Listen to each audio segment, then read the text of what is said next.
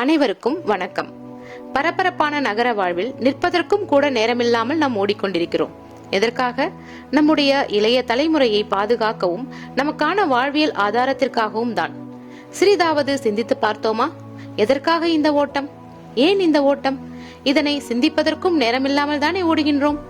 நண்பர்களே, சற்றே காது கொடுத்து கேளுங்கள்.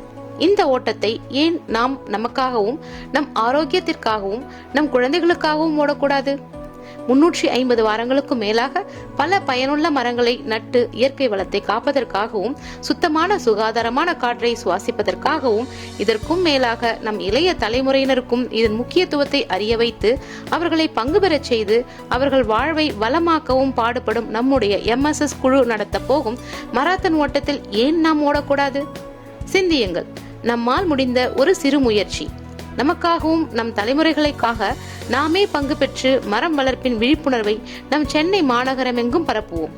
MSS நடத்தும் மாபெரும் மராத்த நிகழ்விற்கு கை தாங்களாக கால் கொடுப்போம்.